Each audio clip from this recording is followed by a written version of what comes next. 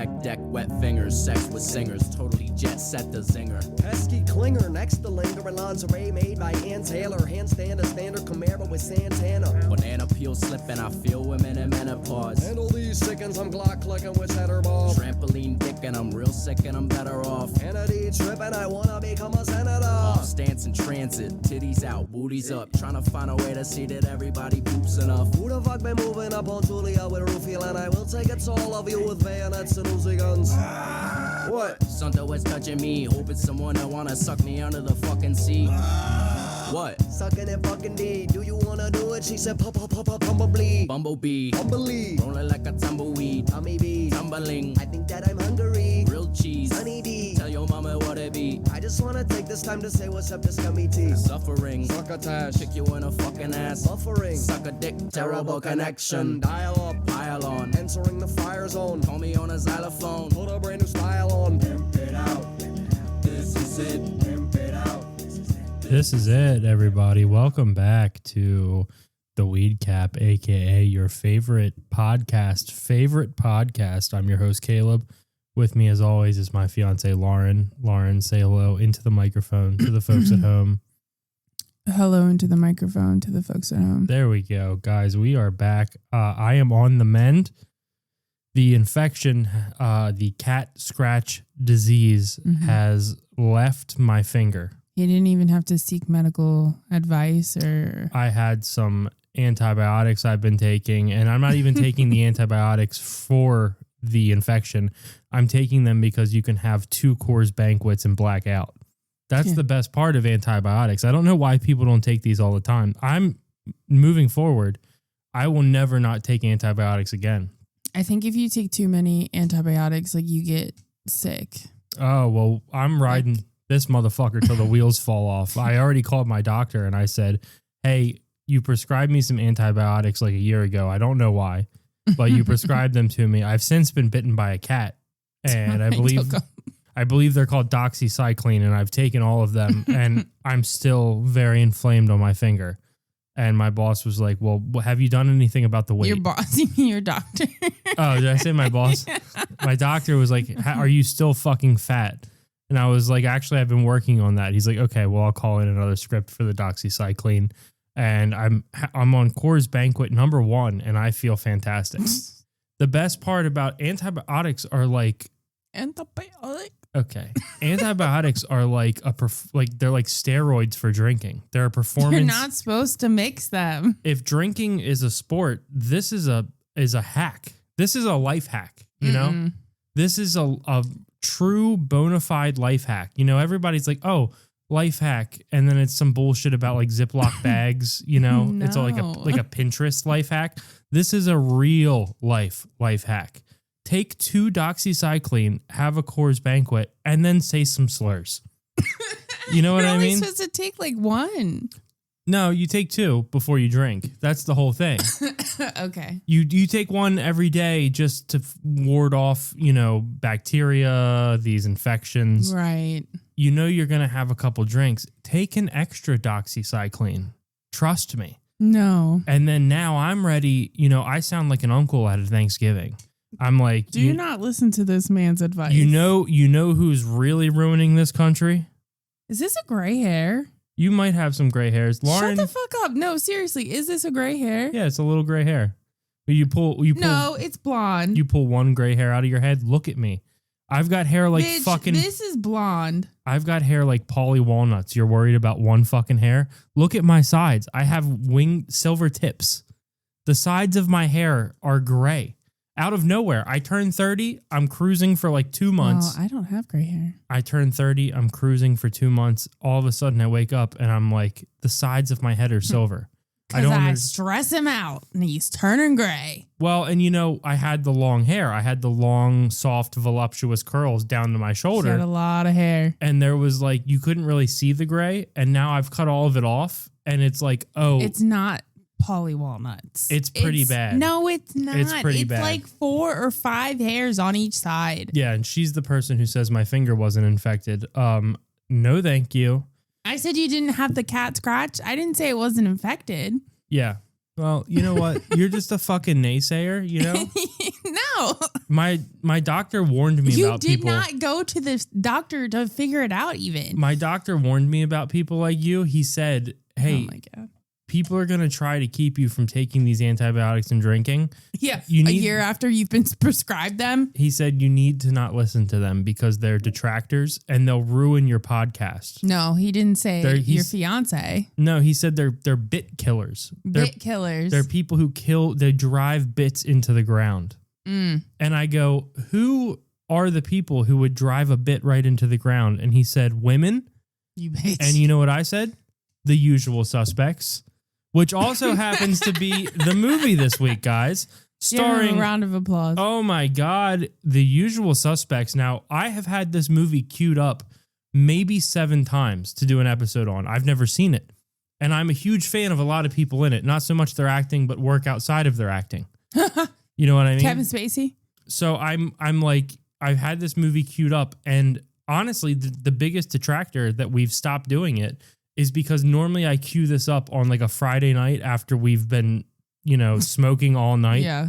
And I go, there's no way I'm going to make it through this. Last night, same deal. Queued it up, started it, and then immediately I went to sleep before the opening credits and I was like stealth sleeping. Yeah, because you made comments. I didn't realize you were sleeping. Those of you in relationships will know exactly what I'm talking about. It's where you put a movie on and you know you're going to go to sleep. So I just fall asleep. And then Lauren was commenting and I was just snapping. She was like, is that blah, blah, blah? And I'm like, yeah, I think that's him. But then I go right back to sleep. I didn't even know until 11 minutes in and he started snoring. I wake up, Lauren's standing over me and I'm like, I got to go brush my teeth. I go brush my teeth. I come out and I go, so how was it? Was it good? And she's like, you fell asleep immediately, fucker. I turned it off. So we watched it just moments ago. Yeah. Now, this movie, directed by Bryan Singer, starring Kevin Spacey. Now, you've heard of Rapper's Delight by the Sugar Hill Gang. You know? No. I said a hip, hop, the hippie, those people. Oh, yeah. The set of this movie was a Raper's Delight. Raper. You've got Bryan Singer, the guy who directed X-Men. He directed this movie. You've got... He's a raper? Oh, big time raper. Oh my God. You've got Kevin Spacey. And we know what he's done. Not much. Yeah. He's actually not done all that much. No, he's just weird. He was in that movie American Beauty, right? And that was like weird. Well, Kevin Spacey kind of did something that is very smart. What did he do? He got accused of all of this. They go, oh, he slapped me on my ass when I was 14. He forced me to perform oral sex on him when I was 14. Kevin Spacey comes out and he hits them with a reverse Uno. And he goes, yeah, I've lived my life and I've chosen to live my life as a gay man. And then all of these reporters who were doing hit pieces on him about being a sexual abuser. Yeah. All of a sudden they're like, well, he's a gay man. We can't go after him on CNN. You know what I mean? No, I no. It didn't work very well, but the children men? No, yeah. He's a gay pedophile. Okay. Because there are not good though. There Just are wondering. pedophiles that like when I picture like a pedophile, I picture a dude in the 70s wearing like a members only jacket, mustache, and he's trying to abduct a little girl from like a grocery store. Yeah, or like a front yard or something. Yeah, like that's a pedophile. It's always in the 70s for me. It's around Thanksgiving. He's wearing like a members only jacket. Super like dark and kind of gloomy out. Yes, it's gray skies. It's about to be Thanksgiving. He's smoking unfiltered cigarettes. Yeah. And he's watching a girl from his car and he's plotting on her. Right. Yeah, that adds up. That's a pedophile to me. Now you've got these homosexual pedophiles, which is your Kevin Spaceys, your Bryan Singers. These are gay men who prefer the company of young men. Right. Also known as children. Oh. No, not twinks, Lauren. Not twinks. Sorry. I believe a twink is a very like a thin small boy, a youngish small boy. Maybe I don't think he's still consensual. I believe. Yes, a twink is like an 18-year-old who's come to Los Angeles in hopes of his dreams, and next thing you know, he's on like a casting couch. Right. Right. A twink is something totally different. This is Kevin Kevin Spacey and Bryan Singer They wanted children. They were these pedophiles who preferred same-sex children. You know? Yeah, unfortunately, that's terrible. All of this set must have been just like a hedonistic playground for these guys, you know? Well, there wasn't any kids in the movie, thank God. Well, and then you start thinking like what it must have been like to be a young production assistant on this movie, you know?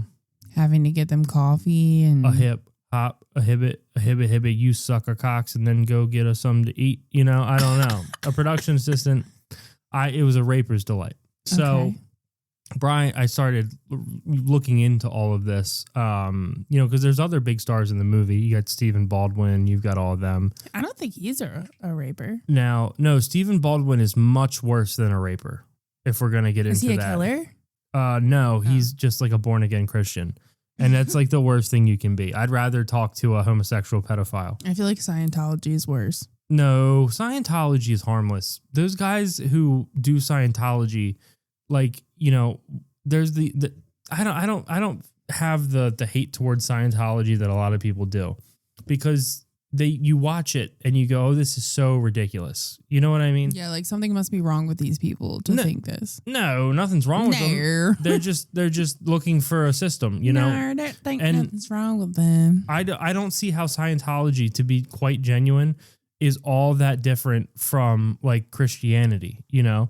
And then they go, oh, well, they believe there's souls. Because they don't let people out. There's souls inside of a volcano and aliens put them there. And you believe in a talking snake and a guy who parted the literal sea. Yeah, but if you want to stop being a Christian, no one says no. You can't do that. Absolutely they do, just not in our culture.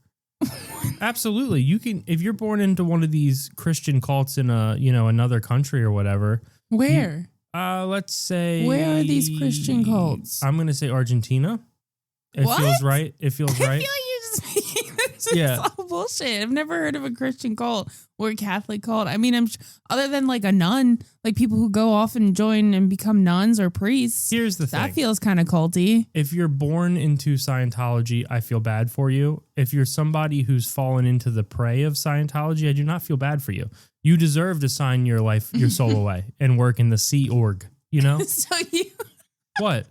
So what the fuck is the Sea Org? The boat? No. Well, yeah. The Sea Org is an organization within Scientology where they all dress like village people, like captains, like Captain and Tennille for some reason. Yeah, dude, there's a whole conspiracy online right now about how they stole a lady off of a cruise ship. Have you heard about that? I haven't. Run me through it real quick. Her name is Amy something. I don't know what her name is, but she disappeared. It really was important to you. Well, I haven't seen the documentary. I've just seen videos about it. She disappeared off of a cruise ship, and she was talking to these two women who were dressed like they worked on a ship, but not the Carnival cruise ship that they were on. And there was a Scientology ship parked. It was in Croatia, I think. I don't buy this one bit. And I'll tell you why I don't buy this. Well, she's been missing for like 30 some years, and nobody thinks she's dead. They think that she's been either sex trafficked or...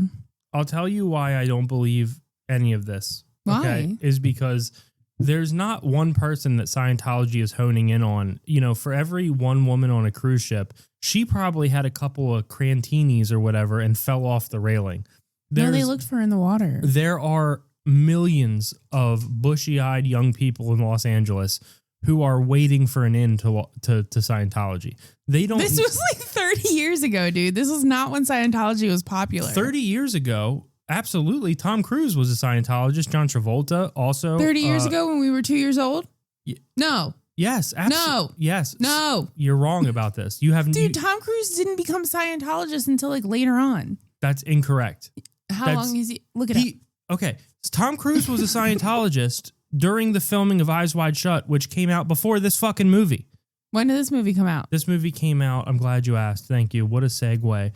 This movie came out on, I believe it was August 16th, 1995. Now, that was a day marked in tragedy. 1995, yeah. Robert Bobby DeBarge, R&B musician, died of AIDS at 39. What was his most known song? I Have AIDS. No. There was a Wednesday. It was 29 years, 11 months, and 18 days ago. It was not a leap year.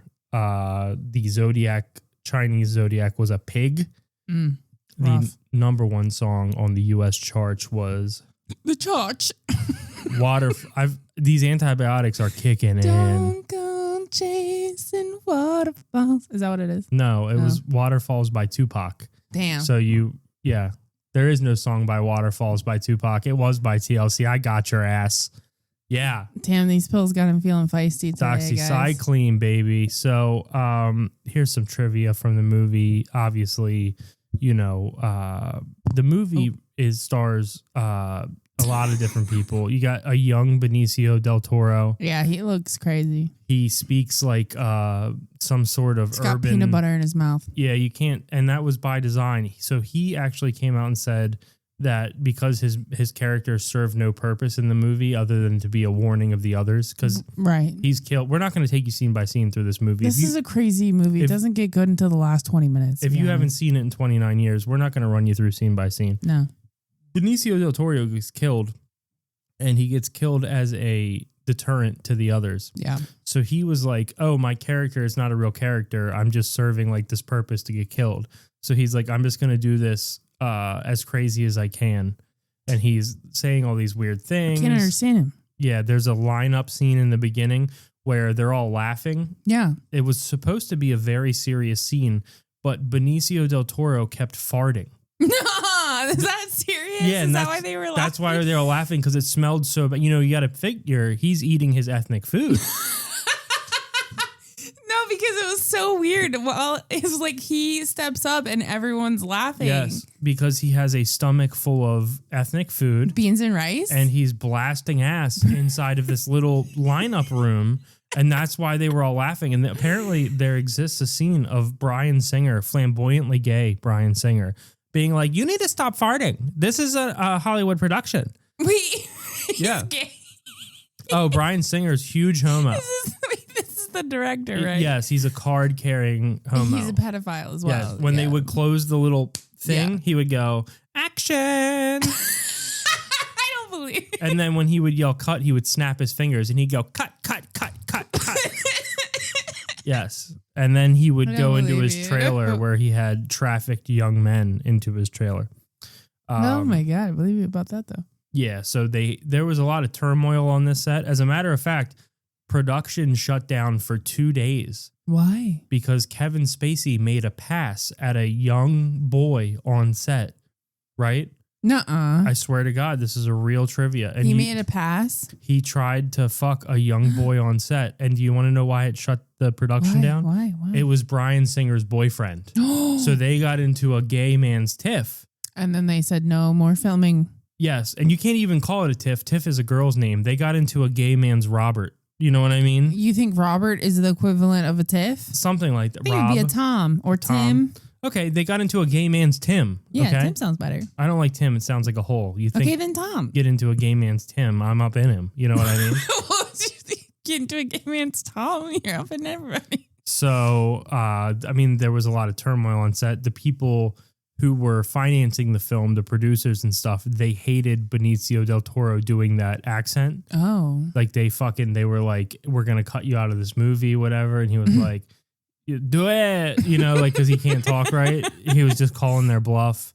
It starred Stephen Baldwin. Now, Stephen Baldwin, this is a guy who, in my investigation, as you know, we put together so many show notes. This is very clearly a high quality produced show. So I'm doing all sorts of background research. Mm-hmm. Sometimes you guys, an episode will be delayed because I'm doing so much research. We have to get the facts. I want you to know that at night, Lauren turns over on her side and turns off the lamp on her side of the bed.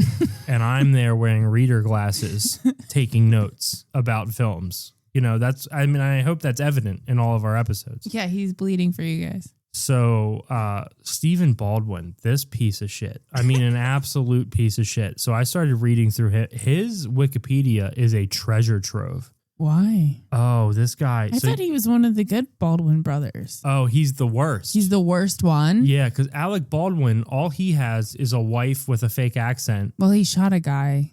Oh. Or a woman. He shot a woman and she had it coming. No. Yo, she had it coming. Yes, she did. That woman rised up on him. She was the armorer on set, and he said, I think this gun's loaded. And she said, don't you ever say that. That gun's not loaded. Pointed at me and pulled the trigger. And he said, I don't think I should. She said, if you're so positive that gun's loaded, point it at me and pull the trigger and watch how stupid you feel. He pointed it at her. He pulled the trigger. We lost a woman that day, you know? She died. She died on the set of Rust. They never released that movie, huh? Oh, no, it's been released. We can watch it. We've never watched it? I think it was released recently, and honestly, I was saving it for a special occasion. I wanted to save it for a time when I was feeling sad, because I know it's going to be a mood booster. But you know what? On August 12th is a monumental day for the Weed Cat podcast. Why? We released the first episode of this version of the Weed Cat podcast with us doing it 1 year ago on August 12th. Wow. Yeah. So we got to do something big. We got to do something special. Maybe we'll watch Rust. No, I think, well, maybe we'll do Rust, but I think something that would be good is me getting blackout drunk before an episode. Oh, and then you're going to have to show me how to work everything in case you forget. Yeah, you're going to have to use the censor button a lot. I promise you that. But I'm thinking for the August 12th, we'll pick a movie. I will, during the movie, drink so much and take so many antibiotics. Baby, I'm pretty sure August 12th is like a Wednesday or something. And it doesn't need to be another day. It's next Tuesday. We can't get blackout drunk on a Tuesday. Absolutely, I can. No. And it wouldn't be the first time. Okay? I haven't done it in a long time. Yeah. But your boy, for the fans of the Weed Cap, is going to, for the tens of and hundreds of fans around the world, I'm going to drink myself into a blackout on a Tuesday night for the Weed Cat podcast. Oh, good. I'll work from home the next day. I'll take some Anise and everything will be fine.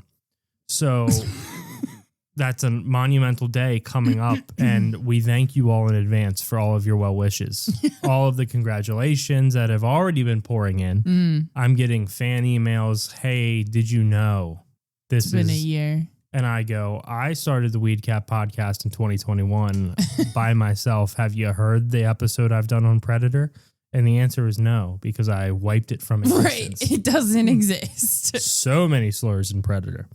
So this guy, Stephen Baldwin, he lives in the village of Nyack, New York. Now, this is how you know he's not a serious person. Why? Because if you're a serious actor, there's 3 places you can live. Okay. You can live in New York. Mm-hmm. The city of New York. Yep. Yep. Manhattan. Okay. Or Hoboken. A brownstone in Brooklyn. Yeah. What about Hoboken? No? Hoboken's very nice. I've been to Hoboken, as a matter of fact. To a famous person's house. Didn't you go there? I appreciate you bringing that up. Wow, what a segue. Cast me a line. Yes. You've already talked about it on the show. I went to Artie Lang's penthouse in Hoboken and Right. had a wonderful time. Me and Artie are like this. You can't see this. I'm crossing my fingers. We have since ceased contact as he is now a sober person and I am addicted hopelessly to antibiotics. But I did go to Artie. I held a guitar that was signed and played by Bruce Springsteen. We had a great time. It was me. It was Artie. It was Sam Morrell. There was Dan Filato was there. Your friend Ryan. My friend Ryan Lina. We're not so much friends anymore because I am no longer into stand-up comedy. But we had a good time. So Hoboken, you can live in, let's just say the greater New York area, because you can live in a brownstone in Brooklyn. That's okay. You can live in Los Angeles or like Thousand Oaks. You can live around Los Angeles because it's almost a big money thing to not live in Los Angeles. Plus, it's so overcrowded. Like, it's probably hard to find a house. Well, there is a finite amount of houses in the Hollywood Hills. That's why you'll hear like, you know, John Mayer buys Jimmy Buffett's. Yeah, they all just Hollywood exchange Hills. houses. Yeah, they're all exchanging and they're money laundering because they're all satanic child traffickers, as you would know. John Mayer? Oh, John Mayer's as bad as it gets. The let me show me your fucking butthole guy. True. John Mayer is an anal sex addicted guitar savant. And he doesn't even want to have sex with women. He wants the butthole. He wants to see their butthole. And I kind of get that. Because a woman is going to protect her butthole above all else. Do you know what I mean? Like, I protect my butthole above all else. Yeah, I protect my butthole. Well, okay, meat wad, fucking butt wad. A woman is wad. That's you. Your butt wad. Your butt wad. I protect my butthole above all else. Okay, so a woman is going to show you these body parts in this order. She's going to show you her ass in yoga pants, then her bare titties, Okay. then her pussy, Mm-hmm. and then finally her butthole. Do you know what I mean? No. A woman is going to protect the sanctity of her butthole above all else. And then this is the thing. John Mayer has risen to such a position of power. He's skipping the titties. He's got no interest in the ass cheeks. He couldn't care less about your pussy.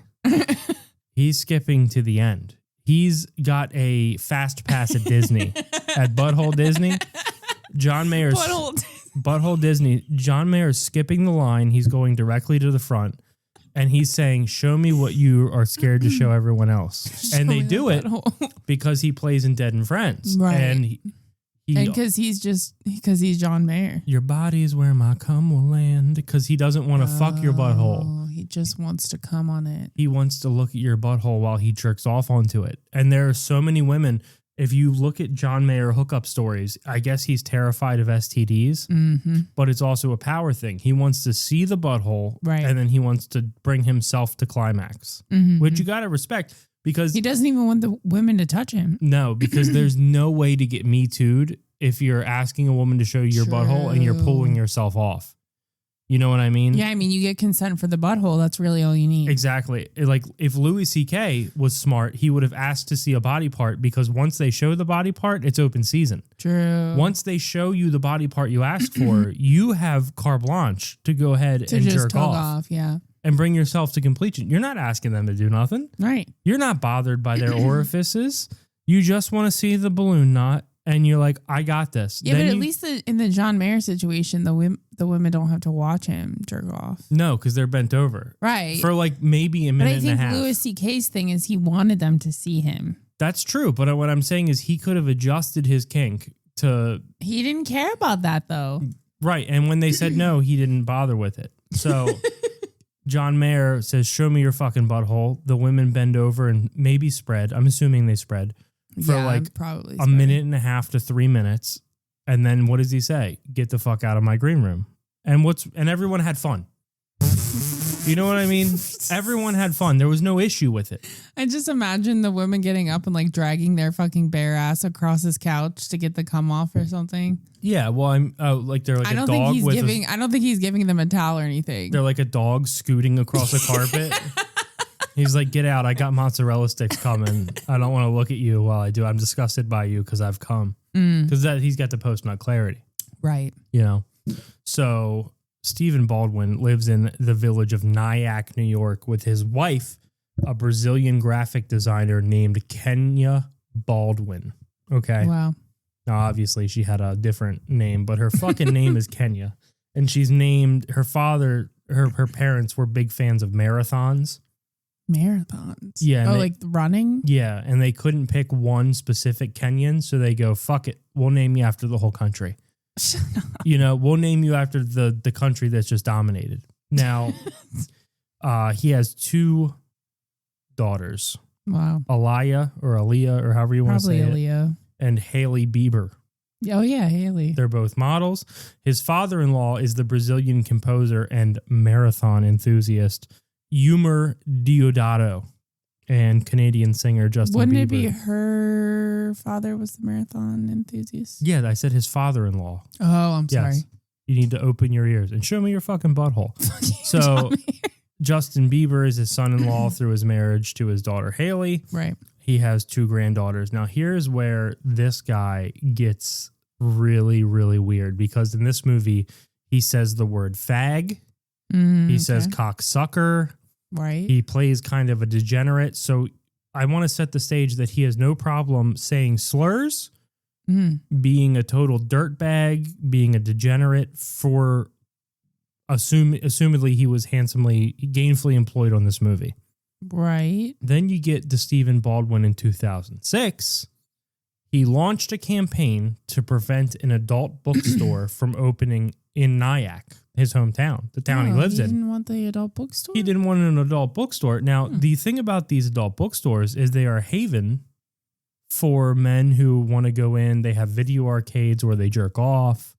Yes. You know, so it's not just, they're not just selling books, but he felt righteously about it. He didn't like that. He didn't like it. He wanted them not to open an adult bookstore. This is a guy who, quite frankly, is a party pooper. This is a guy who doesn't want to see other people have fun. No. This is a guy who is, you know, driving a ship into the ground.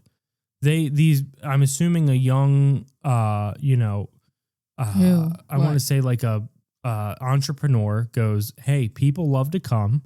Why not come in my bookstore for money?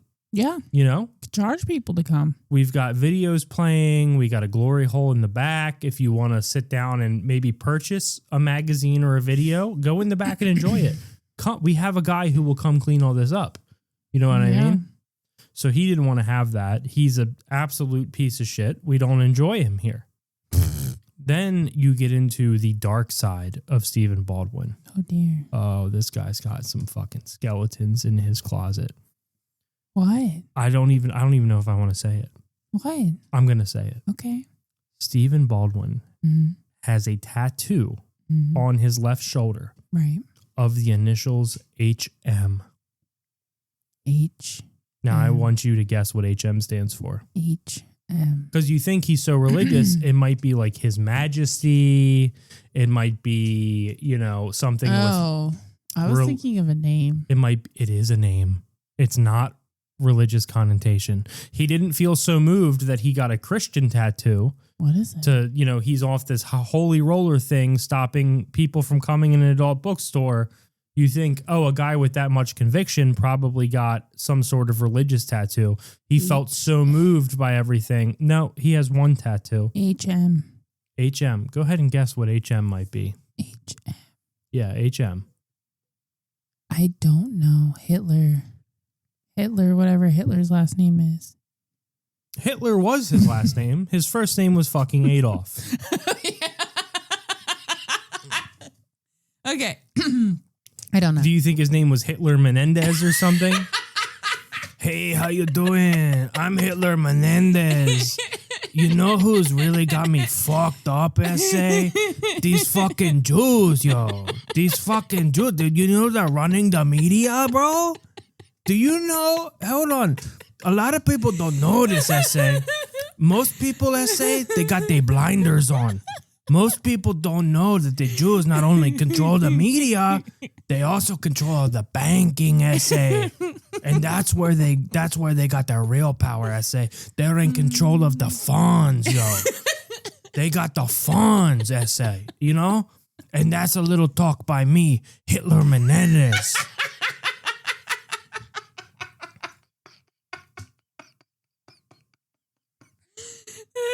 So let me get this straight, S.A.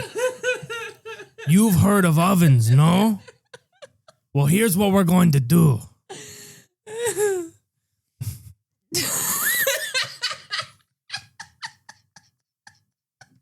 Tell me what the HM stands. Have you heard of gas, muchacho?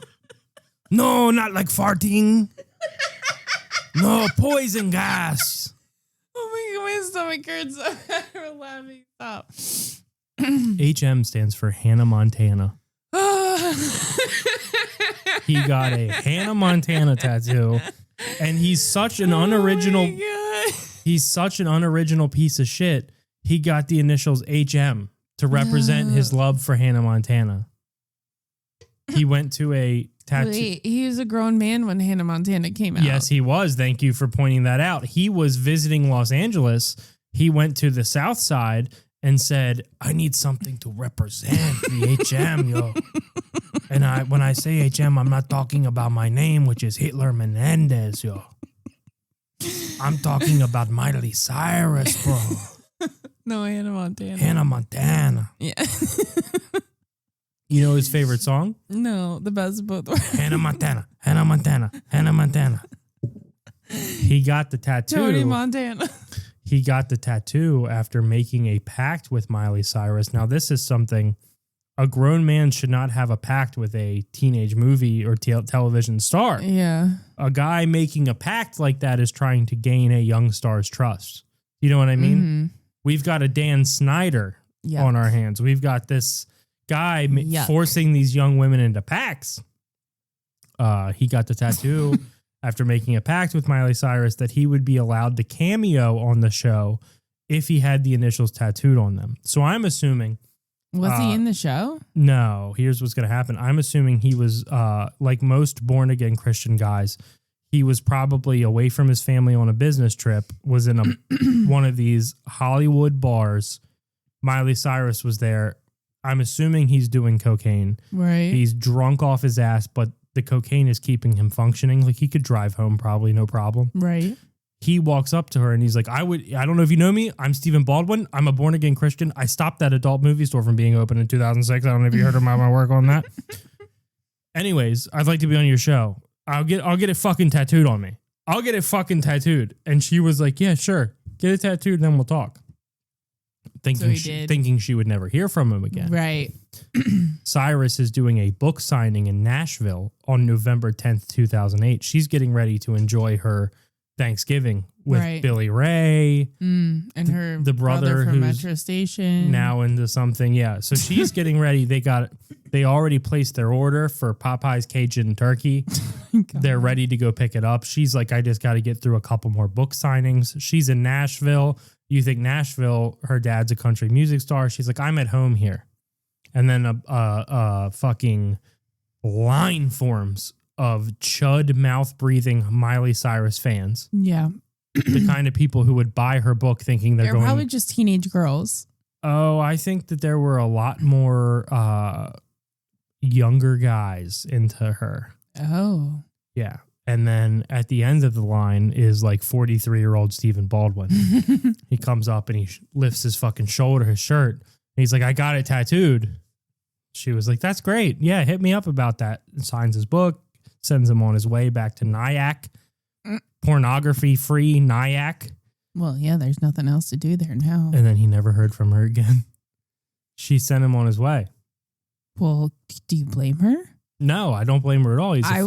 I would be scared. Yeah, she should honestly probably hire security to keep her. I think she has Stephen Baldwin away from her. And then this is a guy who doesn't pay his bills. Stephen Baldwin. He doesn't pay his bills? In June 2009, Baldwin foreclosed. His house was foreclosed on a 1.4 acre home in Rockland County, New York, and was publicly auctioned off. Wow. After he and his wife defaulted on more than $824,000 in mortgage payments. That's so much money. So you figure... That's so much money. This is the thing that doesn't make sense to me, is that, and this is probably because, I don't control the funds, essay, but his house was valued at $515,000. It's on 1.4 acres, which means like he's got like maybe a split foyer in Nyack. Right. He defaulted on $824,000. Did he ever make a payment on it? I don't think. I think he signed. I think he never paid. He signed the papers. He's like, "We'll get that back once this Hannah Montana money comes in." That's what he was thinking. He was like, "Babe, we can finally buy a house because I'm going to be on Hannah Montana." She's like, "Hey, we need this $600. The kids are hungry." And he's like, "I'm going to a tattoo shop because I got a big cash cow coming in." Trust me. You think it was the $600 tattoo? No, it was like a $200 tattoo, but then he had to fly to Nashville. Oh, and he's sitting so smugly on that plane to Nashville. Probably in first class. He's like he had to splurge. Eating like a York peppermint patty, and he leans to the person beside him and he's like, "Yeah, I don't know if you've heard of Hannah Montana, but check this out." And the person was like, "Okay, dude." And he's like, yeah. I'm flying there to show her this because then I'm going to be on the show. Yeah. And the person was like, yeah. He's like, yeah, because she told me that if I got this tattooed, trust me, she told me if I got this tattooed, I would, and I'm my house, be on the show. My house is about to be foreclosed on, but this Disney money is about to hit, and my wife's going to love me again. The kids are still hungry, but I think, they're going to be okay. No, don't need to worry. I'm going to book a cameo on Hannah Montana. And the guy was like, "Hey, stewardess, this guy's fucking, can we move seats, And can I have a double vodka on the rocks? Double vodka on the rocks. I got to listen to fucking Stephen Baldwin. And then in the July of 2009, after his house was foreclosed on, Sure. Baldwin filed for Chapter 11 bankruptcy protection, claiming he had more than $2.3 million in debt. So there's Hannah Montana. What? The Hannah Montana cardboard cutouts had to start really fucking beefing up his house. $2.3 million Yes, of debt. He just had Hannah Montana memorabilia everywhere, you know? Yeah. Like he had a mirror in his bathroom that had like the little microphone.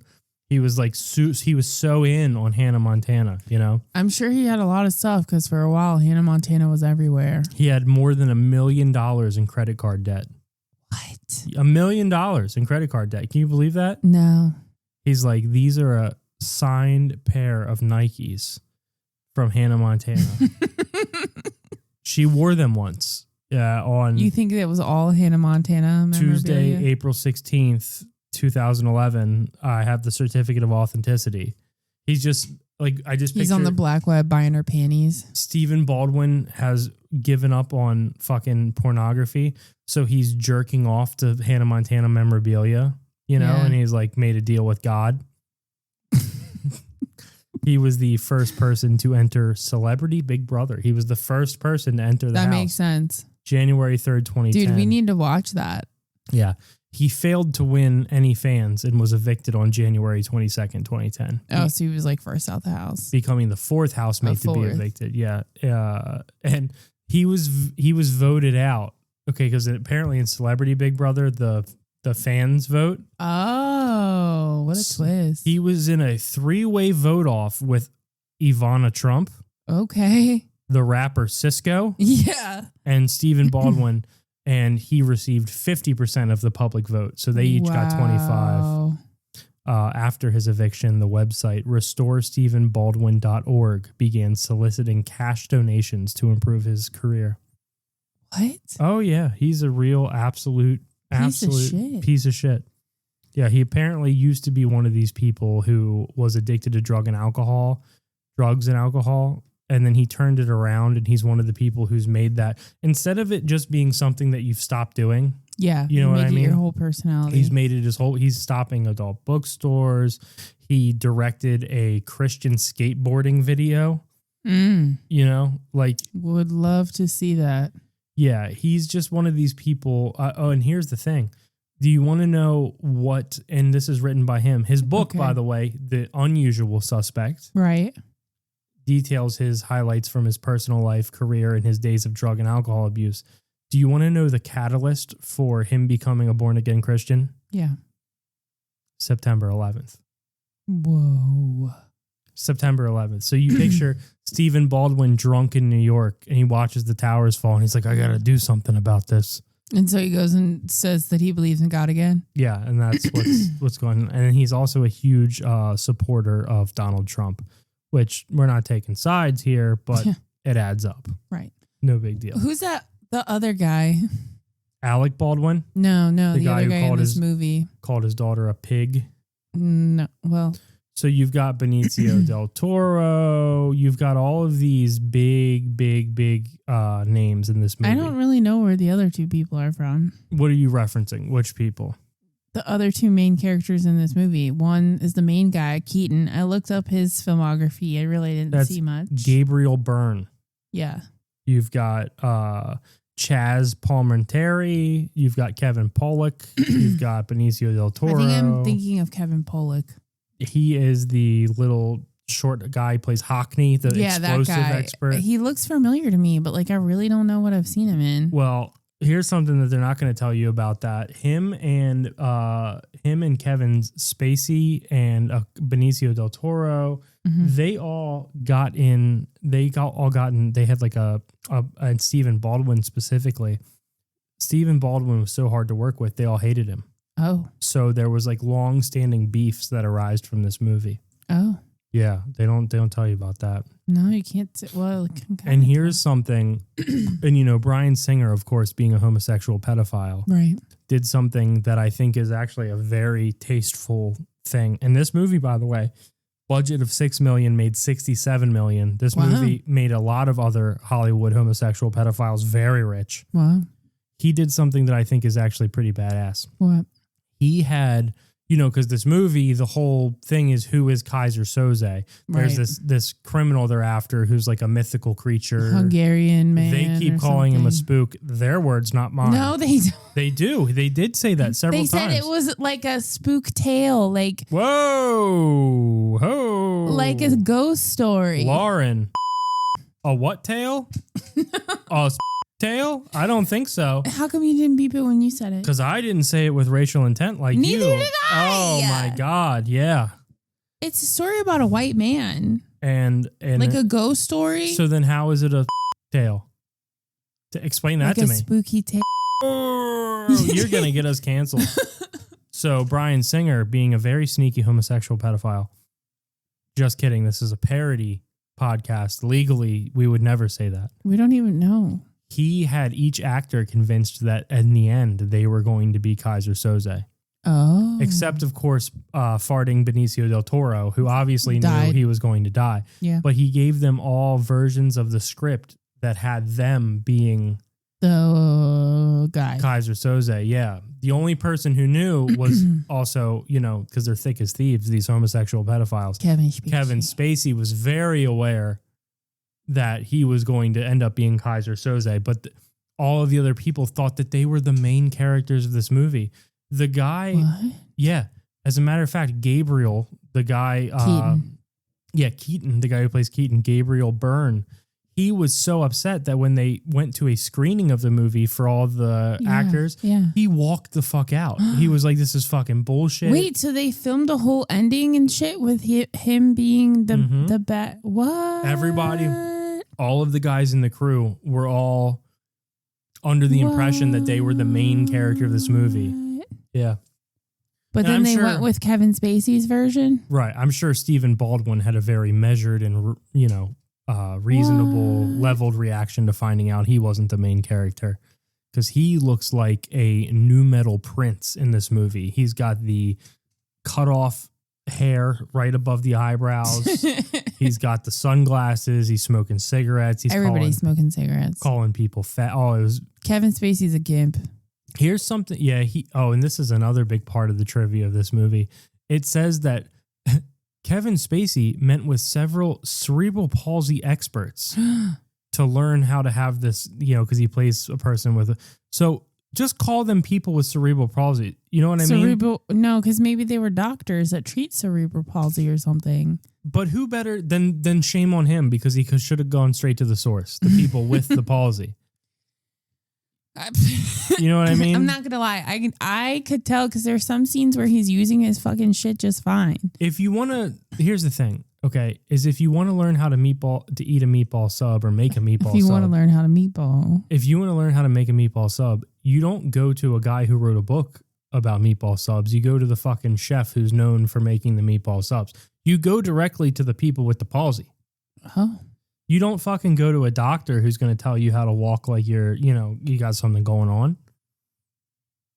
And some of these palsy people are very, there's different levels to it, Yeah, he had a mild version. He had a mild version where his hand was just cramped at all times. No, and he had a limp. Yeah, but then you find out he's faking it. So, Like I said, there's parts in this movie where he's using his shit just fine. Yeah. So that's the movie, guys. That's the usual Doesn't suspects. get good until the end. 2 hours almost wasted. Yep, but we recommend you watch it because it was actually a pretty fun movie to watch. I don't think so. Well, that's because you weren't paying attention. You kept going, yeah, I don't get this. And like everything was being spelled out scene by scene, but you just weren't paying attention because it wasn't your kind of movie, and that's okay. Yeah, I don't like these kinds of movies. Sorry. She doesn't like these kind of movies where they explain things to you. No. And then you have to just retain it. She doesn't like these movies. I don't like the movies where it's just men fighting. It's fucking annoying. You mean good movies? No, I don't like action movies.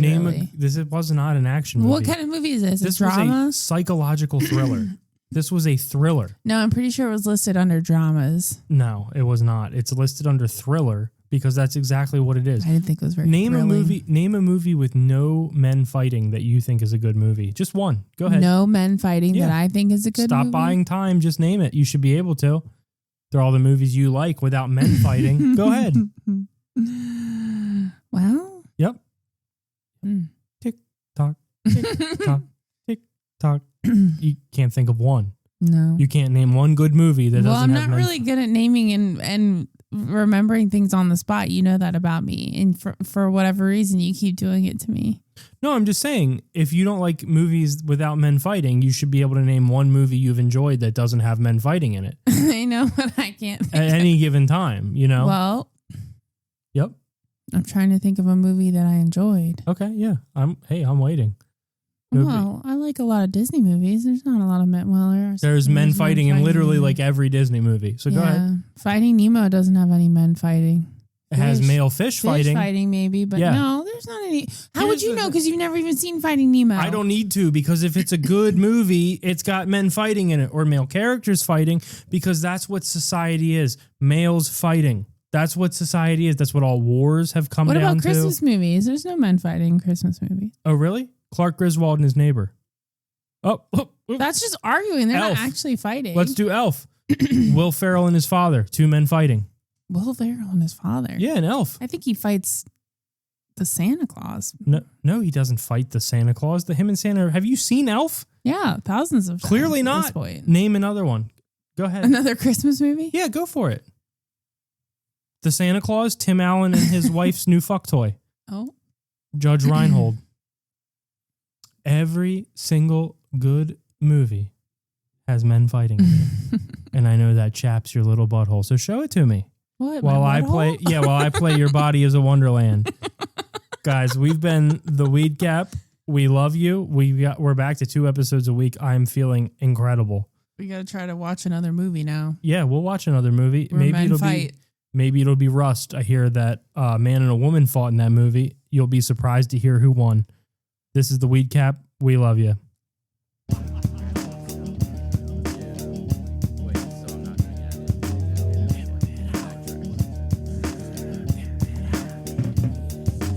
Trickling tech deck, wet fingers, sex with singers, totally jet set the zinger. Pesky clinger next to linger, and lingerie made by Ann Taylor. Handstand a standard Camaro with Santana. Banana peel slipping, I feel women in menopause. Handle these sickens, I'm Glock clicking with cheddar ball. Trampoline dick and I'm real sick and I'm better off. Kennedy tripping, I wanna become a senator. Off stance in transit, titties out, booties up. Trying to find a way to see that everybody poops enough. Who the fuck been moving up on Julia with Rufio? And I will take it to all of you with bayonets and Uzi guns.